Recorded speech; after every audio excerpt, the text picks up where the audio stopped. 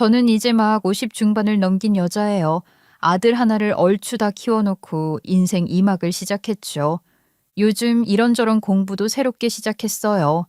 최근에는 책에서 나의 50을 예전에는 지천명이라고 불렀다는 글을 읽었어요. 하늘의 뜻을 이제야 알게 되었다는 뜻이라더군요. 제가 50이 넘어서 그런지 이 지천명이라는 구절이 마음에 너무나 와닿더라고요. 50을 넘긴 제가 과연 하늘의 뜻을 알고는 있는지, 그리고 하늘이 내려준 뜻대로 잘 살고 있는지 하는 생각도 들었고요. 그러고 보면 사람에게는 주어진 운명이 있을지도 모른다는 생각이 들어요. 그리고 사람은 그런 운명을 거스르지 말고 순리대로 살아야 하고 말이죠. 저는 오래전에 저 옛말처럼 지천명이 넘어서야 그 사실을 깨닫고 이제는 순리대로 살아가 보려고 해요. 저는 평범한 집에서 태어나 평범하게 자랐어요. 저희 부모님도 아주 평범하신 분들이셨지요. 아버지는 대학을 나와서 직장 생활을 오래 하셨고 어머니는 전업주부셨죠. 사실 지금이야 평범하다고 회상하지만 돌이켜보면 형편이 그렇게 넉넉한 편은 아니었어요. 하지만 그때는 조금 어려우면 조금 어려운 대로 그냥 그런가 보다 하고 살던 때였잖아요. 나보다 넉넉한 사람을 그렇게 부러워하지도 샘을 내지도 않고 살던 때였으니까요. 저도 그렇게 소박하게 자랐던 것 같아요. 제가 살던 동네도 그렇게 부자 동네가 아니었고, 주변에도 저희 집과 형편이 비슷한 고만고만한 친구들이 많았으니까요. 그래도 저는 공부는 곧잘 하는 편이었어요. 중학교와 고등학교를 거치면서 늘 우수상을 받았고, 학교에서도 성실하고 공부 잘하는 아이로 선생님에게 이쁨을 받았죠. 그때는 다행이었던 것이 학원을 다니지 않아도 본인만 열심히 공부하면 하기에 따라서 좋은 대학을 갈 수도 있었던 때였잖아요. 나중에 아들을 키우다 보니 예전 우리 때와는 너무 달라져서 정말 요즘 애들 힘들겠다 싶더라고요. 아무튼 저는 그렇게 대학을 다니고 공부한 뒤 졸업도 무난하게 했어요. 그리고 취직도 어렵지 않게 했죠. 생각해보면 참 무난한 세월들이었죠. 그때 저는 살기가 힘들다 어쩐다 했지만 지금 젊은 사람들 취직 때문에 고민하는 거에 비하면 참 다행이었다 싶었어요. 그때는 본인이 열심히 노력해서 성실하게 공부하고 대학을 졸업하면 그런대로 다들 크던 작던 회사의 취직은 다들 했던 때였으니까요. 저는 더 열심히 노력하고 공부한 덕에 좋은 회사에 취직했어요. 네로라 하는 대기업이었던 것이죠. 지금은 어떤지 모르겠지만 그때는 해마다 한 해 하반기에 대량으로 공채 신입사원을 뽑았고 단체 신입사원 연수를 가기도 했고 그랬어요. 저는 신입사원 연수에서 지금의 남편도 만났죠. 좋은 시절이었어요. 부모님도 형편이 좋아지셔서 걱정이 없었고 남동생도 좋은 대학을 다니고 있었거든요. 거기에 저 역시 대기업에 들어가서 같은 회사를 다니는 건실한 남자친구까지 만났으니 저는 앞으로는 꽃길만 있을 것이라 생각했죠. 아마 대부분의 사람들이 다 그랬을 거예요. 하지만 늘 생각지도 못하는 일이 생기는 것이 우리네 인생 아니겠어요. 직장 생활 3년 차가 막 넘어가고 남편과 제가 결혼 준비를 하고 있던 바로 그때 온나라는 물론 제 인생을 뒤흔드는 큰 사건이 일어났어요. 바로 IMF가 터진 거였죠. 온 나라가 난리가 났고 그랬지만 처음에 저는 신경 쓰지 않고 그냥 그러려니 생각했어요. 솔직히 처음에는 그게 뭔지도 잘 몰랐고 하루하루가 너무 바빴거든요. 솔직히 그게 저에게는 크게 와 닿지 않았던 부분도 있어서 그랬을 거예요. 하지만 저희가 결혼을 하고 딱 한 달 뒤 사건이 터졌어요. 한 달 만에 저희 회사에서도 구조조정이 시작되었던 것이죠. 아무리 IMF가 있어도 우리 회사는 걱정 없다더니 결국 회사를 살리기 위해서라면서 아무 죄도 없는 직원들을 정리하더라고요. 하지만 정말 기가 막혔던 건 결혼한 여자들부터 우선 권고사직 대상이 된 거라는 거였어요. 남자들은 한 집안의 가장이기 때문이라나요? 똑같이 공부하고 똑같이 시험 치고 똑같이 일을 했는데 여자부터 나가라는 게 어이가 없더라고요. 무엇보다 사내 부부는 무조건이었어요. 사내 부부의 아내는 거의 1순위로 권고사직이 아니라 거의 강제적으로 사직을 당했죠. 기가 막혔어요. 언제는 부부가 다 회사에서 일을 해줘서 고맙다더니 남편보다 제가 일도 더 잘했고 고가도 높았지만 저는 결혼한 여자라는 이유로 회사를 그만두어야만 했지요. 남편은 저를 위로해 주었어요. 어차피 우리 곧 아이 가지려고 했잖아. 아이 가지고 집에서 좀 쉰다고 생각해. 내가 그만두는 거랑 잘리는 거랑 다르잖아. 나 너무 화나고 속상해. 여보, 지금 회사 관두는 사람이 어디 당신 하나야? 우리는 이만하면 나은 거야. 이건 잘리는 게 아니라 그냥 어쩔 수 없는 상황이니 그렇게 생각해. 응? 사실 맞는 말이었어요. 그때는 정말 온 나라가 난리도 아니었고 줄줄이 망하는 회사에 가게까지 있었는데 그걸로 불평할 수는 없었죠. 그리고 회사를 그만둔 지 2달 만에 아이도 생겼어요. 그렇게 아이를 낳고 키우다 보니 오히려 회사를 그만둔 것이 잘된 일일지도 모르겠다 생각이 들 정도더군요. 그렇게 잘 지나가나 싶었지만 불행은 아직 끝난 것이 아니었어요. 아이가 막 100일이 되었을 때 이제는 남편이 직장을 잃은 것이었죠.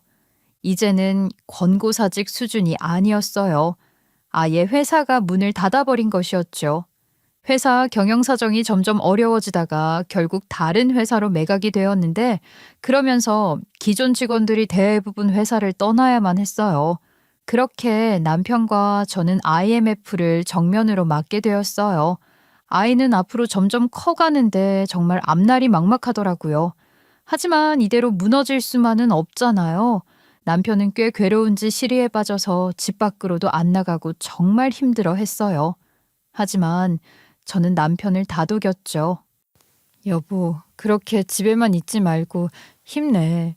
당신이 나에게 그랬잖아. 우리만 힘든 거 아니라고. 응? 나도 알아. 아는데 도저히 희망이 안 보여서 그래.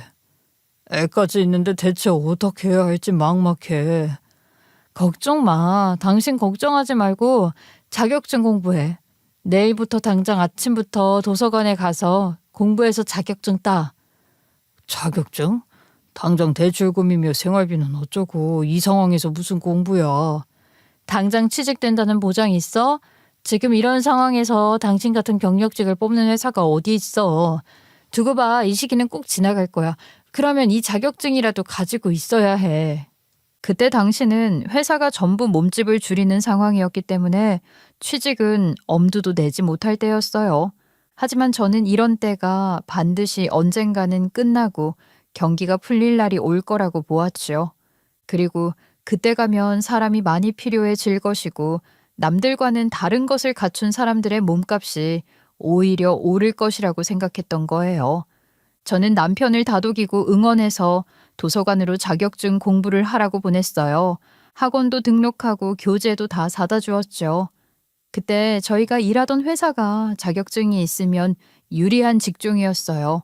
보통 사무직들은 자격증이 없어서 현장 일을 몰랐고 현장직들은 사무직 일을 몰랐는데 저희 부서에도 직급이 오르면서 현장 자격증을 가지고 계신 분이 드물게 계셨어요. 그리고 유일하게 그분들만 대량 해고의 틈바구니에서 살아남으시더라고요. 그렇게 남편을 공부하러 보내고 생계는 제가 책임져야 했죠. 아이가 6개월이 될 즈음 저는 대충 몸조리를 하고 아이는 친정 엄마에게 맡겼어요. 그리고 닥치는 대로 일을 했죠. 지금 같았으면 어떻게 그렇게 할 수 있었을까 싶었지만 그때는 비상 상황이었으니 앞뒤 돌아볼 것도 없었어요. 친정 엄마 역시 두 손 걷어붙이고 저를 도와주셨어요. 아이도 키우고 살림도 해주셨죠. 친정아버지 역시 저의 운전이며 굳은 일이며 마다하지 않았어요. 온 나라에 실업자가 넘쳐나는 판에 제대로 된 회사에서 애 딸린 아줌마를 써주는 일은 없었죠. 저는 우유 배달도 하고 보험 영업사원, 식당 설거지, 심지어는 파출부 일도 했어요. 저요, 그래도 큰 부잣집은 아니지만 귀한 딸로 자라서 명문대 나와 한때는 대기업 다니던 사람이었어요. 그런 저라고 한 번에 다른 사람들 찾아다니며 아쉬운 소리하고 사모님 사모님 하면서 고개 숙이는 일이 저라고 쉬웠겠어요. 서럽고 억울하고 비참한 일을 겪었던 일을 어떻게 여기서 다 이야기하겠어요. 집에 가서 엄마 얼굴 보면 울까봐 집 앞 지하철 화장실에서 펑펑 운 적도 많았죠. 하지만 어떻게든 살아야 하잖아요. 아이도 키워야 하고 저희는 열심히 살았어요. 남편은 새벽같이 도서관에 가서 밤늦게 들어오고 저는 묵묵히 뒷바라지를 했죠. 그러고도 자격증 취득은 그리 쉽지는 않았어요. 워낙에 난이도가 높아서 힘든 시험이기도 했고 IMF로 직업을 잃은 사람들이 대거 몰려서 경쟁률이 엄청 올랐거든요. 시험은 1년에 2번 있었는데 첫 해에 남편이 그 시험에 2번 다 떨어지자 하루는 친정 엄마가 조용히 그러시더라고요. 차라리 최서방 말고 네가 자격증 공부를 하는 게 어떠냐? 내가? 최서방 시험 떨어졌다고 그래? 그 시험 어려운 시험이야. 다음에 붙겠지. 아무리 어려워도 그렇지. 먹고 사느라 동동거리는 것보다 어렵겠니? 에휴, 공부는 네가 훨씬 잘했던 것 같아. 너라면 벌써 붙고도 남았을 텐데. 다음에 꼭 붙는다고 했어. 엄마, 괜히 저 사람 앞에서 티내지 마. 티 좀 내면 어때? 내 딸이 이렇게 죽어라 이래서 지 공부 뒷바라지 하는데. 이거 살 빠진 거 봐. 아휴, 얼른 밥이나 많이 먹어. 하지만 어쩌겠어요. 당시에는 애 딸린 유부녀를 재고용해주는 회사는 찾기가 어려웠어요. 제가 자격증을 따봐야 남편보다 취업이 어려울 것이 뻔했죠. 그렇게 저희가 고군분투를 하고 있을 때 시댁은 보태주는 게 하나도 없었어요. 전화를 해서는 하나마나한 소리나 해댔죠. 요즘 너는 왜 이리 전화가 없니? 아, 어머니 조금 바빴어요. 저번 주에 아범이랑 가서 배웠잖아요. 내가 그래서 전화했어. 보니까 우리 아들 얼굴이 헬쓱하더라. 너 일한다고 밖으로만 내들면서 애 밥도 잘 안 챙기는 거 아니야? 네? 저희 친정엄마가 잘해주세요. 이야기 드렸잖아요. 몇 끼니 잘 먹어요. 그런데 애 얼굴이 왜 그 모양이야? 장모가 손주랑 너만 챙기고 사위는 안 챙기는 거 아니니? 공부가 얼마나 힘든 건데 우리 아들 몸 안 상하게 너도 신경 좀 써. 지금 누가 누구에게 할 소리인지 기가 막히더라고요. 하지만 시간은 지나고 또 그렇게 발버둥을 치다 보니 상황은 또 나아지더라고요. 그 다음에 남편이 어려운 자격증 2개를 드디어 딴 것이죠. 그 사이 경기도 조금은 풀렸고요. 그렇게 남편은 드디어 다시 회사에 취업이 되었어요. 남편이 다시 취업한 회사는 저희가 다니던 이전 회사와는 비교도 할 수 없는 작은 회사였지만 IMF 속에서도 살아남은 아주 탄탄하고 건실한 회사였어요. 처음에 남편은 여기서 좀 다니다가 다른 큰 회사로 이직을 한다고 했지만 또 다녀보니 규모가 작은 회사에 다니는 건 그대로 장점이 있더라고요. 직원 수가 적으니 조금만 일을 열심히 해도 팀에서 티가 확 나고 성과가 조금만 좋으면 윗사람 눈에도 더 쉽게 들 수 있으니까 승진도 더 빠르게 할 수 있었으니까요. 거기에 회사가 탄탄하다 보니 복지나 급여도 대기업 못지않았어요. 오히려 작은 회사에서 같이 성장해 나가는 보람을 느낄 수 있다고 해야 할까요? 그 회사에서 남편은 성실하고 열심히 일을 했어요. 2년 동안 생긴 빚을 갚느라 저는 남편이 취업을 하고 난 뒤에도 한동안은 일을 쉬지 못했지요. 저희가 처음 결혼할 때 남편은 돈이 없었어요. 거기에는 기막힌 사연이 있었어요. 남편이 취업을 하고 받은 월급을 전부 다 시어머니에게 맡겼는데 결혼을 한다고 했더니 줄 돈이 없다고 한 거였죠. 그게 말이 돼? 직장 생활한 지 3년이 넘었어. 한 푼도 없다니. 우리 집이 빚이 좀 있었어. 어머니가 내 월급을 빚 갚는데 다 쓰셨다나 봐. 아니 그걸 지금 알았어? 그러면 어쩔 거야? 결혼은 아니 어디서 할 거야? 그냥 대출 받아서 구하면 안 될까? 회사 대출도 있고 하니까. 그게 말이냐 똥이냐. 이럴 거면 결혼 이야기를 하지 말던가. 정말 그걸로 결혼이 파토나기 직전까지 갔었어요. 요즘 같아서는 단번에 엎었겠지만 그때 저는 그럴 만한 용기가 없었고 파혼의 후폭풍도 무서웠어요. 게다가 당시 같은 회사를 다니던 사이였잖아요. 결국 대출을 받아서 작은 아파트 전세를 얻어서 신혼을 시작했죠. 그때만 해도 대출 이자가 그리 높지 않았어요. 둘이 열심히 벌어서 갚으면 충분하다고 생각했는데 웬걸 IMF가 오고 대출 이자는 미친 듯이 오르는 데다가 제가 회사를 그만두고 남편까지 그만두는 기간이 길어지면서 대출이자의 생활비에 감당이 안 되어서 저희는 그 외에도 빚이 많이 있었어요. 남편이 다시 재취업이 되었고 월급도 적지 않았지만 저는 한동안 그간의 후폭풍을 처리하느라 정말 쪼들리면서 살았어요. 생각 같아서는 저희가 힘들었을 때 도와주셨던 친정 부모님께 용돈도 퍽퍽 주고 싶고 저도 쉬고 싶었지만 그게 말처럼 쉬운 일이 아니잖아요. 하지만 남편에게는 그게 쉬웠던 것 같아요. 월급을 타서 아끼고 아껴 대출이자 갚는 것도 허덕이는데 남편은 월급을 타자마자 시댁 용돈부터 챙기더라고요. 이번 달 상여금이 왜 비었어? 이번 달 상여금 나오는 달 아니야? 아, 이번에 어머니 아버지 TV 바꾸고 싶다고 하셔서 보내드렸어. 뭐? 지금 그게 무슨 소리야? 왜 그걸 당신 마음대로 해? 미안해. 그냥 전화 와서 보내드렸어. 그간 용돈도 못 보내드렸잖아. 지금 우리가 부모님 용돈 챙길 때야? 이번 달 대출 상환해야 하는 거 몰라? 아니 왜 그걸 상의도 안 하고 당신 마음대로 써? 아이 돈 소리 좀 그만해. 월급 빼서 쓴 것도 아니고 상여금이잖아. 아 그리고 막말로 내가 본 내 돈인데 어쩌다 우리 부모님 좀 드리면 안 되냐? 화가 치밀어 오르더라고요. 회사 취직되고 출근한다고. 양복은 우리 부모님이 새로 사주셨는데 그간 내가 벌어서 뒷바라지 했는데 우리 부모님에게 용돈 한 번 제대로 준 적도 없으면서 시댁 TV를 바꾸다니. 우리 집 TV도 결혼할 때 산 걸 아직도 쓰고 있는데 말이죠. 저희는 그날 대판 싸웠어요. 니네 부모만 부모야? 우리 부모님은? 당신 공부할 때 뒷바라지 그거 다 우리 부모님이 했어. 아이, 알았어. 알았다고. 그 소리 지긋지긋하니까 그만해. 당신 부모님은 당신이 잘 챙길 거 아니야. 그래서 월급 타면 전부 다 너 갖다 주잖아. 그 월급 내가 써? 나 아직도 이래. 너만 돈 버는 거 아니야. 사람이 어떻게 은혜도 몰라. 당신이 지금 부모에게 생색낼 때야? 제발 주제 파악 좀 해. 지금 말 다 했어? 주제? 그러는 너는 그깟 일 좀 한다고 생색은. 그래봐야 나중에 내가 벌어다 주는 돈으로 집에서 놀고 먹을 거 아니야. 내 말 틀려? 참 기가 막히더라고요. 저는 말하지 않아도 남편이 저의 마음을 알아줄 것이라 생각했어요. 그리고 당연히, 정말 당연히 저희 부모님에게 고마운 마음을 가지고 있을 거라고 여겼고요. 하지만 아니더라고요.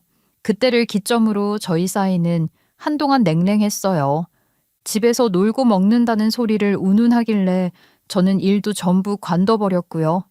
참 사람이 이상한 게 오히려 형편이 힘들고 어려울 때는 그래도 서로 조심하고 위해주고 의지했는데 경제적 상황이 나아질수록 저희 사이는 삐걱대기 시작하더라고요. 뭐랄까 허탈하기도 하고 허무하기도 했죠. 그러던 어느 날 남편이 하루는 조심스럽게 그러더라고요. 저기 나 좀 도와줄 수 있어?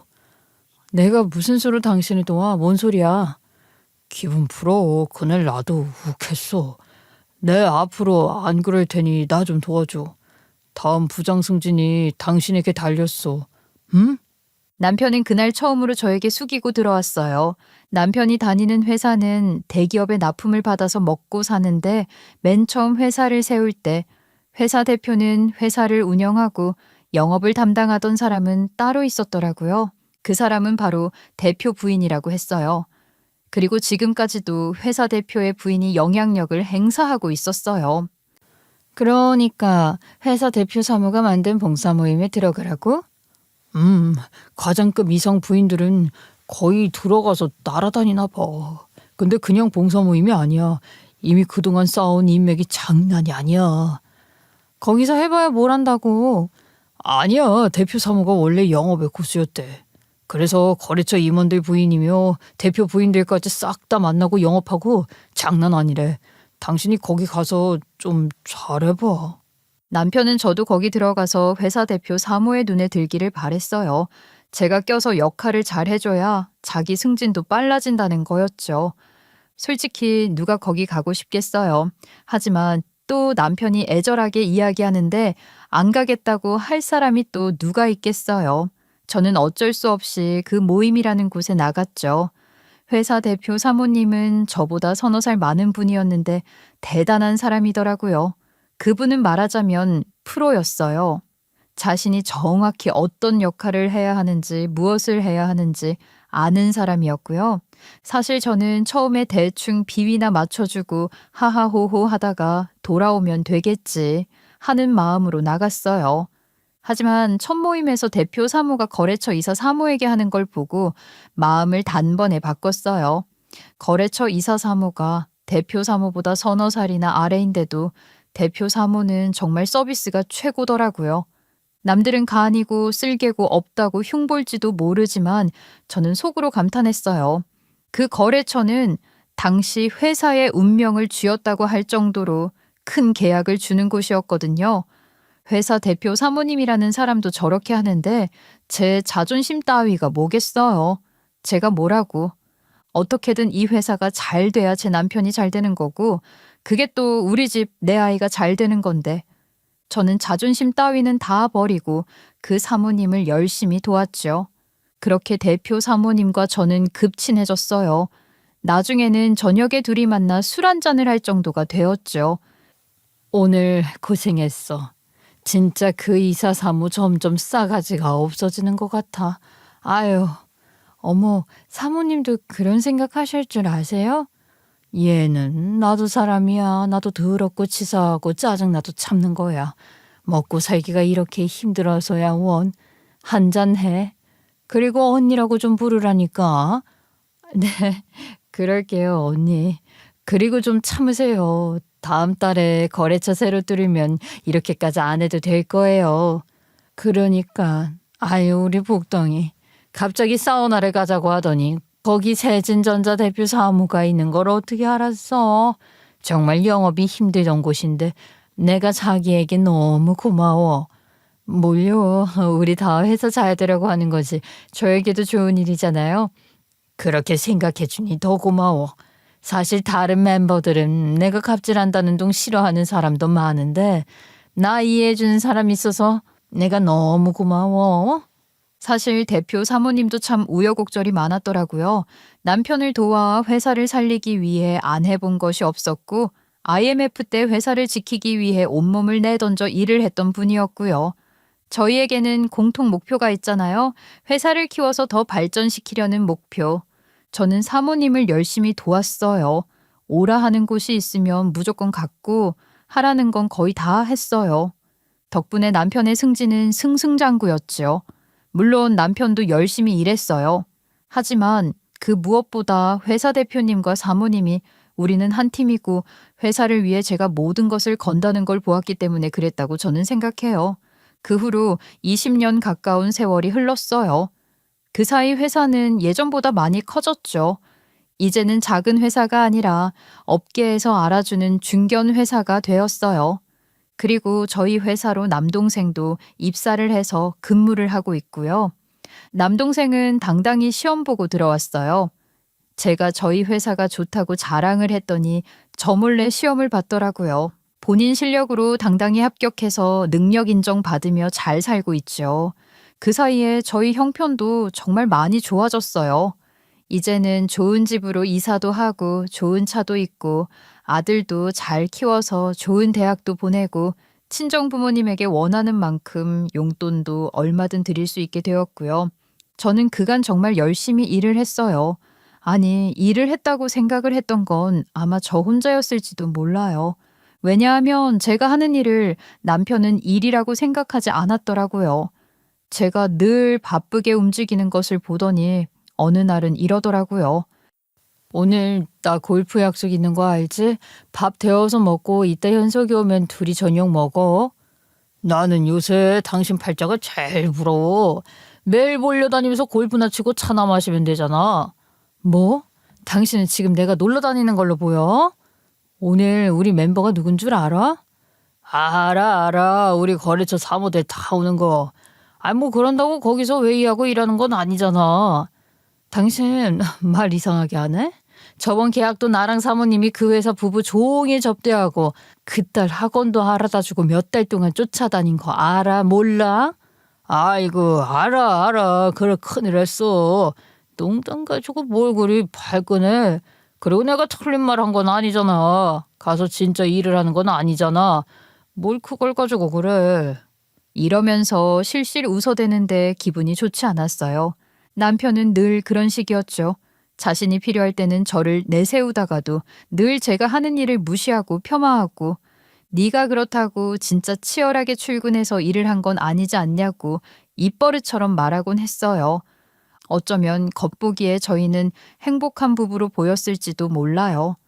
남편은 좋은 직장 다니는 중역이고 형편 넉넉하고 아들 잘 키워놓고 아무 걱정이 없어 보였겠죠. 하지만 실상을 들여다보면 조금 달랐어요. 저와 남편의 사이는 어느새인가 많이 멀어져 있었던 것이죠. 그러다 회사 부사장님이 퇴직을 하게 되셨어요.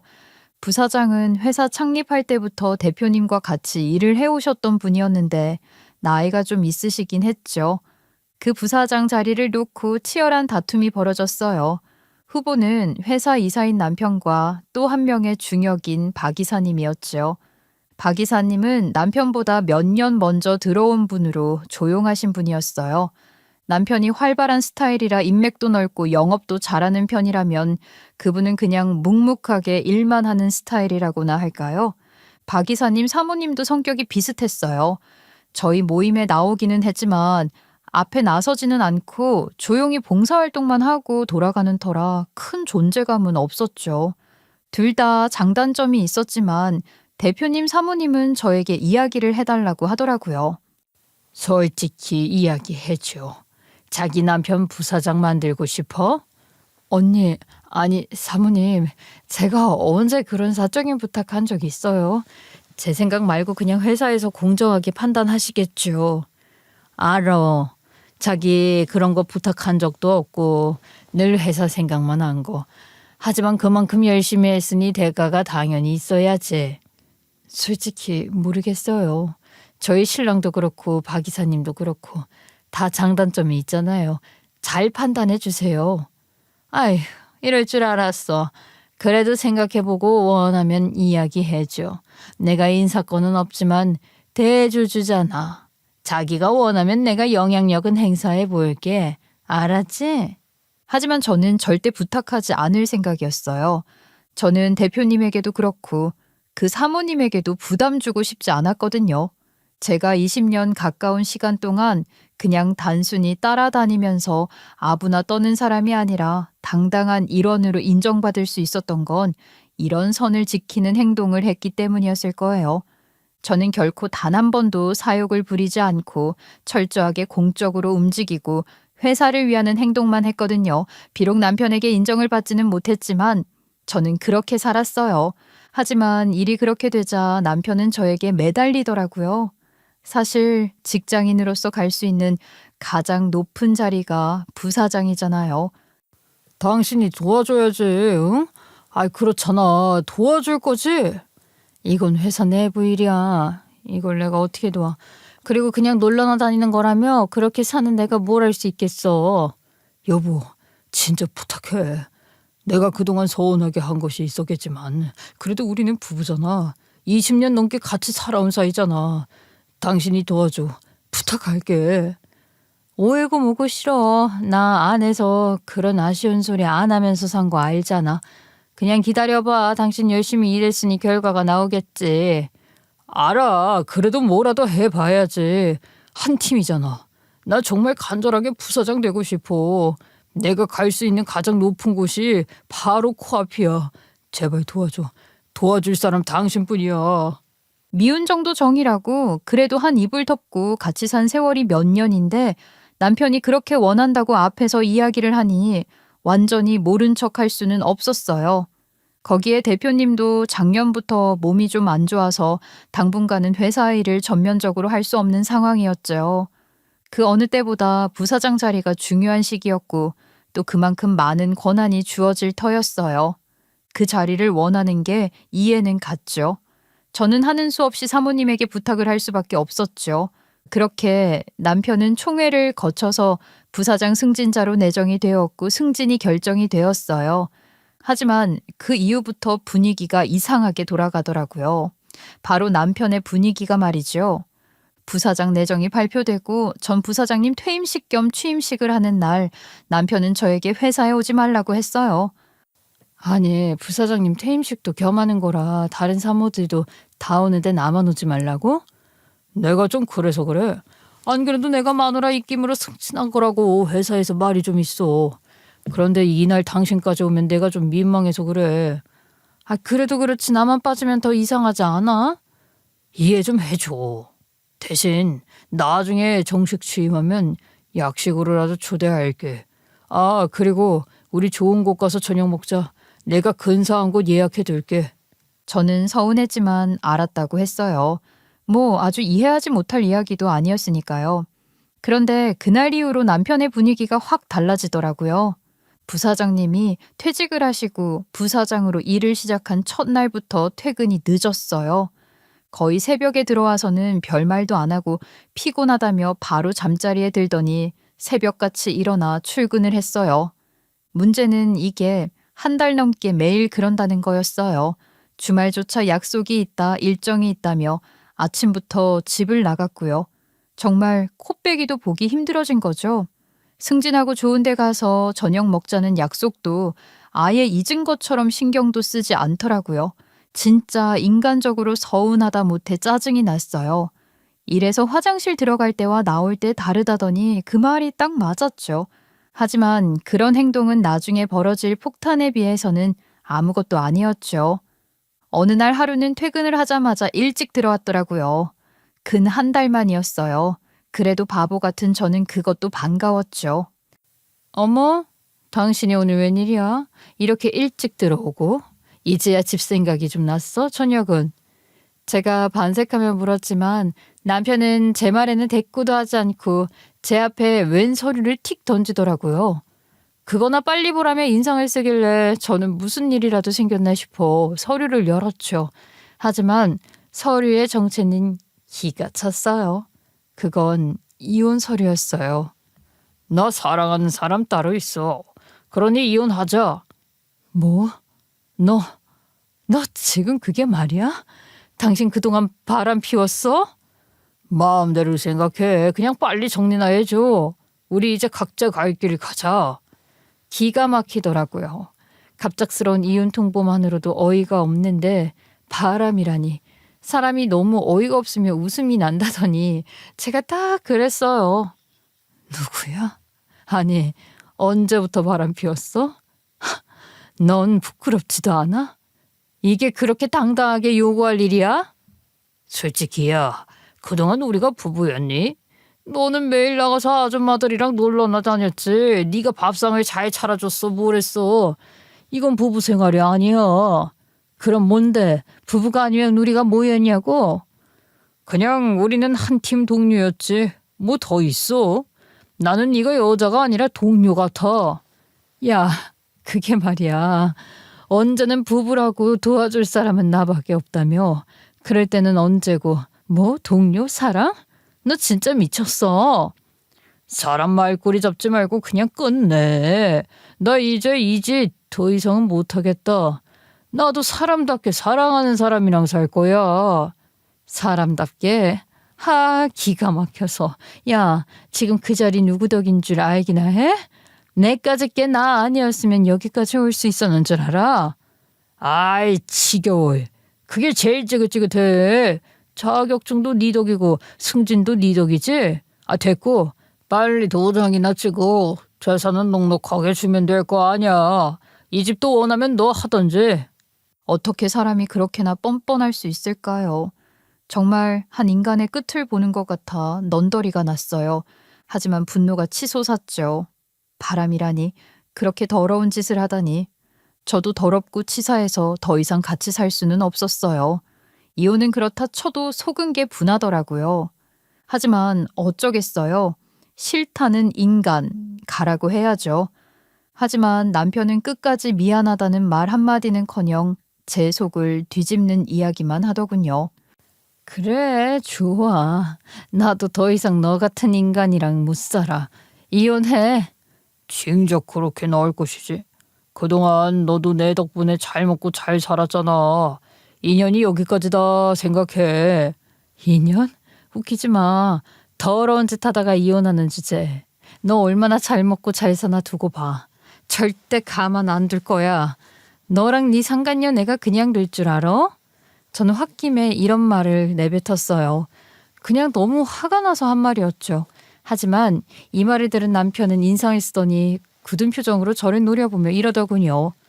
뭐? 너 지금 뭐라고 했어? 가만 안 둔다고 했어. 왜? 야, 네 남동생 우리 회사 다니지? 괜히 날 자극해서 잘리게 만들지 말고 그냥 조용히 도장 찍어.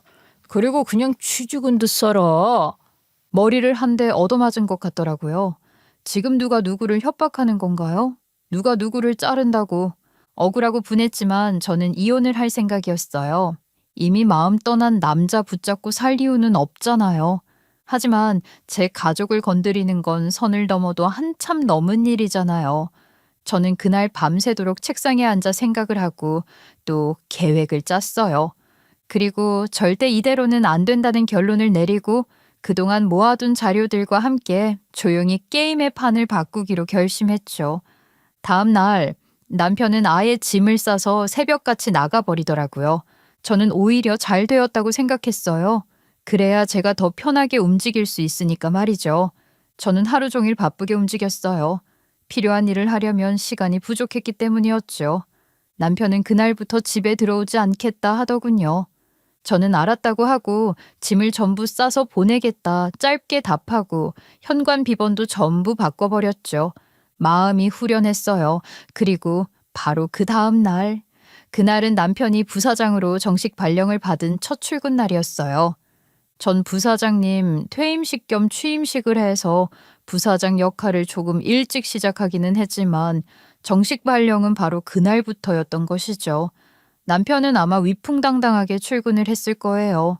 회사에는 정식 발령을 축하하며 직원들이 꽃다발도 준비했을 거라 기대하며 회사에서 주는 회사차를 타고 아주 신이 나서 출근을 했겠죠.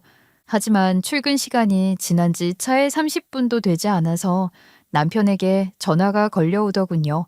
남편은 떨리는 목소리로 이랬어요. 제발 살려줘. 나 진짜 잘못했어. 왜 이래? 내가 뭐 너를 죽이기라도 해? 그냥 회사만 그만두면 되는 걸 뭘 호들갑이야.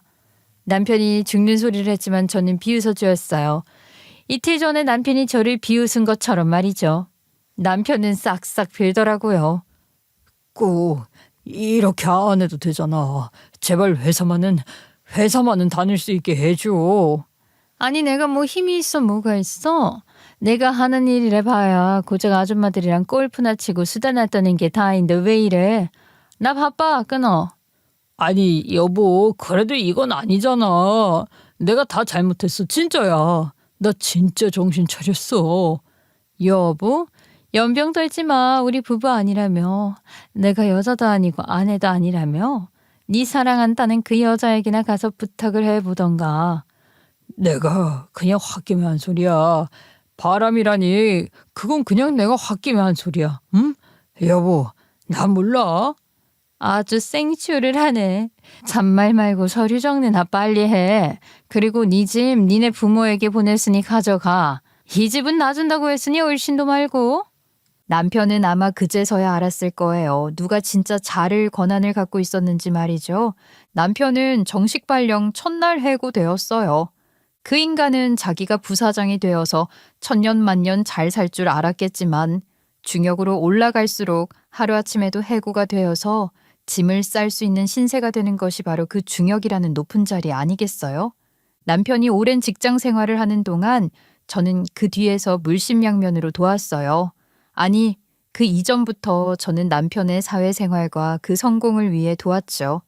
결혼하고 고작 1년 남짓 있다가 회사에서 해고가 된 이후로 자격증 시험 뒷바라지 2년에 집에 생긴 빚을 갚는 것은 물론 회사 생활 잘할 수 있도록 매일매일 몸이 부서져라 회사를 위해 뛰어다녔어요. 그리고 그 사이의 살림은 물론 아이를 키우고 한 일은 하나도 없으면서 지 아들 잘났다고 생색만 내는 시부모 봉양까지 할 거 다 하면서 살았어요. 하지만 돌아온 건 고작 이혼 서류 한 장이더군요. 그걸 누가 그럴 수 있구나 하고 받아들이겠어요. 거기에 제 가족까지 건드리는 판국에 제가 회사 일을 돕기 위해 대표 사모님과 열심히 로비를 하러 다녔다고 했잖아요. 그 세월이 20년 가까이 되었어요. 물론 그러면서 회사 일도 속속들이 알게 되었고요. 사실 그동안은 그 사람이 제 남편이라서 참았던 것도 있었어요. 털면 먼지 안 나올 사람 없다고 하지만 먼지를 일부러 묻히고 다니는 사람도 있잖아요. 그게 바로 제 남편이었죠. 하지만 그걸 눈 감아 준 것은 저와 대표 사모님이었어요. 남편은 만나고 다니는 사람도 많았고 하는 일도 많았는데 솔직히 그걸 다 꼼꼼하게 처리하는 스타일은 아니었어요. 그래서 사고도 몇 번 쳤고요. 그걸 커버한 건 물론 다른 회사 직원들과 그리고 저였죠. 물론 사모님이 저를 생각해서 묻고 간 것도 있었고요. 남편 때문에 계약이 엎어질 뻔한 걸 저희가 수습한 적까지 있었어요. 그리고 그 모든 자료는 전부 다 저에게 있었죠. 거기에 그 인간은 제가 저희 회사 주주이기도 하다는 사실을 몰랐을 거예요. 회사가 조금씩 성장을 하면서 그리고 주식 발행을 할 때마다 저는 회사 주식을 사서 모았어요. 굳이 남편에게는 말하지 않았고요. 사실 저는 정말로 이 회사가 제가 뼈를 묻을 회사라고 생각을 했거든요. 하지만 저는 더 이상 그 인간을 봐주면 안 되겠다고 생각했어요.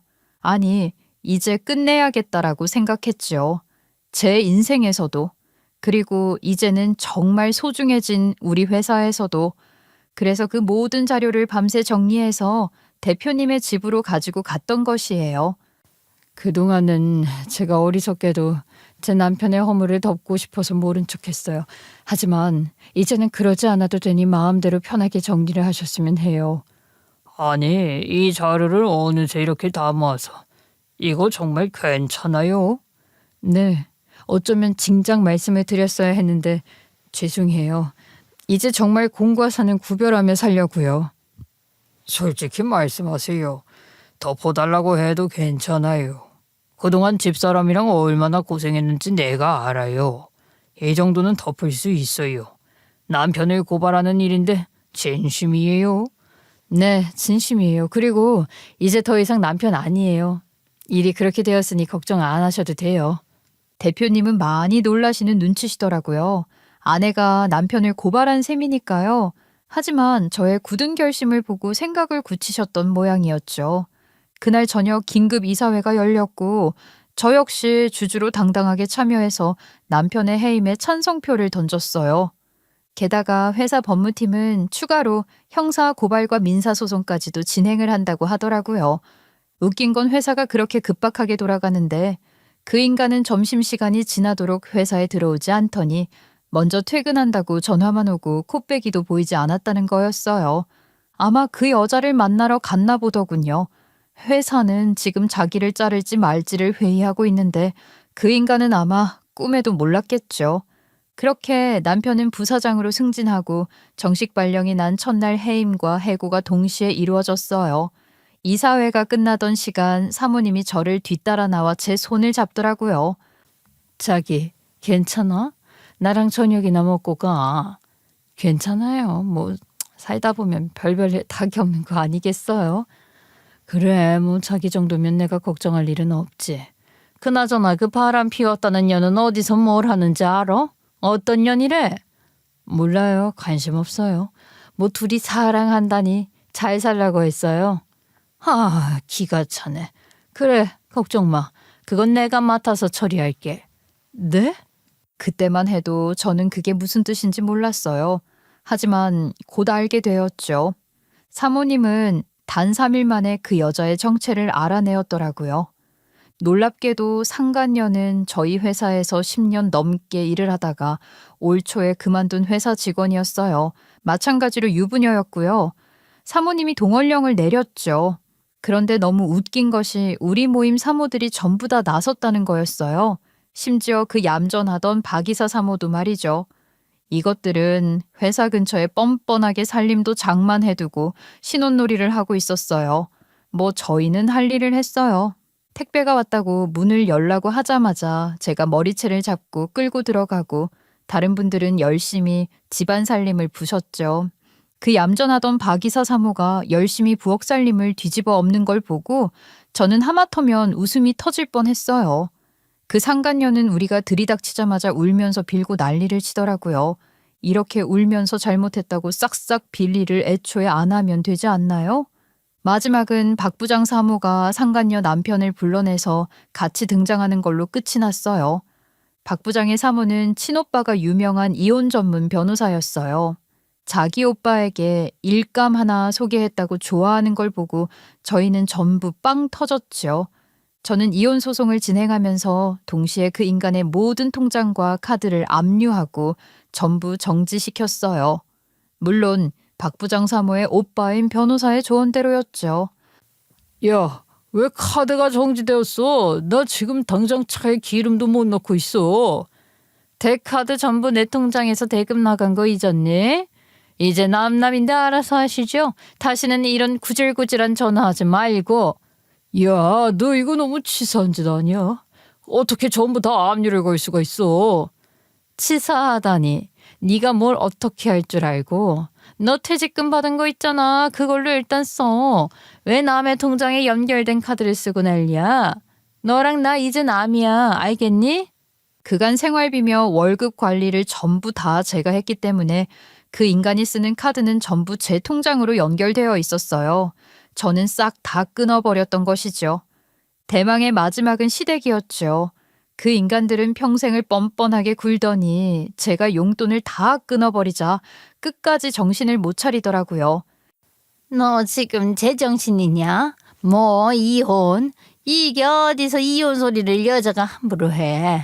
그딴 소리 말고 이번 달 용돈이나 얼른 넣어. 할머니야말로 제정신이세요? 어디서 이제 남이 된 사람에게 전화를 해서 이 난리를 치세요?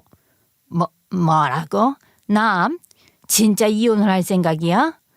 생각이 아니라 지금 정리 중이에요. 당신 아들이 사랑하는 여자랑 나가 산답디다. 그러니 앞으로 할머니 용돈은 할머니 아들에게 이야기하세요. 이제 상관없는 저에게 이러지 마시고. 아셨죠? 저는 그렇게 전화를 끊어버렸어요. 그나마 다행이었던 것은 집이 제 명의로 되어 있었다는 거였죠. 거기에 남편이 처음 이혼 서류를 디밀 때 집은 저에게 준다는 각서도 받아놓았고요. 그래서 남은 재산만 정리하면 되었어요. 저는 그렇게 그 인간과의 관계를 정리했어요. 이혼 소송은 생각처럼 빨리 끝나지는 않고 지지부진하게 끌었어요. 하지만 저는 괜찮았어요. 정신적으로 오래 가는 게 짜증이 나서 그렇지 경제적으로 그렇게 큰 타격은 없었거든요. 하지만 전 남편은 그러지 않았나 보더라고요. 빨리 끝내고 싶어서 안달을 하더니 결국 합의를 하자고 했어요. 저는 빨리 끝내고 싶으면 재산을 대충 나누는 것에 동의를 하라고 했고요. 상황이 급했던지 남편은 자세히 살펴보지도 않고 얼른 합의를 해서 이혼을 하고 싶어 했어요. 저희의 이혼은 그렇게 마무리가 되었지요. 저는 제 명의로 된 것은 철저하게 숨기고 절대 내놓지 않았어요. 남편 명의와 공동 명의로 된 것만 대충 나누기는 했는데 그건 방법이 없더라고요. 공식적으로는 그 사람이 외벌이로 돈을 벌어다 준 것이고 또 그간 살아왔던 세월도 길잖아요. 다행히 유책이 그쪽에 있었고 그래서 거의 반 이상을 제가 가져올 수 있었죠. 그 인간이 그렇게 급했던 것은 제가 모르는 빚이 있어서였어요. 상간녀와 남편의 연애 기간은 그리 길지는 않았더라고요. 1년 남짓 되었다나. 그러면서 둘이 살 집도 얻고 상간녀와 여행도 가고 선물도 사느라 돈을 펑펑 쓰고 다녔던 모양이었어요. 남편도 바람을 피려니 방법이 없었겠죠.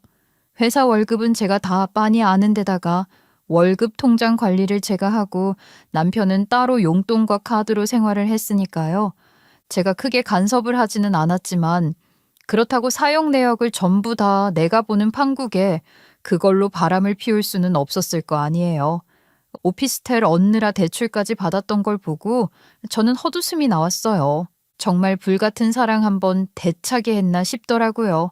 심지어는 제가 건 상간녀 소송 비용에 손해배상 비용까지 전 남편이 다 냈어요. 사실 큰 돈은 아니고 1,000만 원도 안 되는 배상비밖에 받지 못했지만 둘이 참 뜨거운 사랑한다 싶더라고요. 뭐 둘이 사랑한다는데 어쩌겠어요. 상간녀도 남편에게 이혼을 당했어요. 양육권도 다 빼앗기고 거의 알몸으로 내쫓긴 듯 보이더군요. 뭐 둘 다 자유로운 몸이 되었으니 이제부터 알아서 둘이 잘 살면 되겠죠. 저는 소송을 마무리하고 친정 부모님을 모시고 여행을 다녀왔어요. 그간은 생각만 했는데 회사 일에서도 잠깐 손을 떼고 부모님 모시고 천천히 경치 좋은 곳도 가고 맛있는 것도 먹으러 다니니 참 좋더라고요. 그 여행에는 아들도 함께였어요. 아들, 부모가 본보기가 되어야 하는데 미안해. 너에게는 면목이 없다. 엄마, 그런 소리 하지 마세요. 저는 늘 엄마가 대단하다 생각했어요. 진짜? 엄마 놀러 다니는 거 아닌 거 나 알아. 회사 사람들 만나러 가기 전에 회사 재무제표 다 보고 특성 다 파악하고 매일 신문 보고 공부하고 그거 아무나 못 하잖아. 뭐 그거야 다 필요하니까 그런 거지. 엄마, 이제부터 엄마 인생을 살아봐. 하고 싶은 공부하고 하고 싶은 일을 해. 내가 응원할게. 이 말을 듣는데 눈물이 나더라고요. 누구에게 인정받으려 한 일은 아니었지만 그래도 가장 사랑하는 아들이 나를 인정해준다니 얼마나 행복하던지 그간 열심히 살아왔던 내 노력이 헛된 것은 아니었구나 싶었어요. 그래서 저는 큰 결심을 하고 다시 공부를 시작했어요. 50은 넘었지만 아직 일할 날은 많이 남았잖아요. 예전에 전남편 공부만 시켰던 자격증에 저도 도전할 생각이에요. 그러면 적어도 현장 계약직으로 일은 시작할 수 있거든요. 이제는 누군가의 아내로 뒤에서 힘을 쓰는 그런 존재 말고 앞에서 열심히 일을 하는 그런 인생을 한번 살아보려고요. 전 남편은 회사에서 해고를 당하고 난 이후에도 분할받은 재산이며 퇴직금이며 적지 않은 돈을 챙겨갔어요. 그러면서 그걸로 아주 잘 먹고 잘 살 거라고 나중에 자기에게 들러붙지 말라는 소리까지 하면서 큰 소리를 떵떵 쳤어요. 그러든지 말든지 저는 홀가분하게 새로운 인생을 시작했고요. 이번 일을 계기로 어차피 이렇게 될 운명이었나 보다 이런 생각도 많이 들더라고요. 그래서인지 이제는 원망도 미움도 그 어떤 감정도 없어요. 그냥 그런가 보다 그런 생각만 들어요. 회사 부사장은 결국 조용했던 박 이사님이 되셨어요. 사실 박 이사님이 직원들에게 더 명망도 높고 능력도 좋으신 분이니 어차피 그렇게 되어야 할 운명이었을지도 몰라요. 조용해서 표가 덜 나서 그렇지 한번 맡은 일은 실수도 없었고 책임감 있게 직원들도 다잡고 끌고 나가는 스타일이라 박 이사님을 싫어하는 직원들은 거의 없어요. 박 이사님이 승진을 하자 그 사모님은 저에게 미안해했어요. 따로 만나자 해서 나갔더니 눈물을 보이기까지 하더라고요. 아유, 진짜 왜 이러세요? 원래 이렇게 될 일이었는데. 내가 사모님께 미안하고 죄스러워요. 차라리 우리 남편이 되지 말아야 했는데. 어머, 큰일 날 소리 하신다. 회사 생각하세요. 그러면 박 이사님이 꼭 되셔야죠. 저 사실 사모님 좋아했어요. 제가 용기가 없어서 다가가지 못했는데 사모님처럼 매사 공사 정확하고 프로 같은 사람은 처음 봤어요. 앞으로도 저 많이 도와주세요. 이제 저는 당분간은 회사 일은 거리를 두려고요.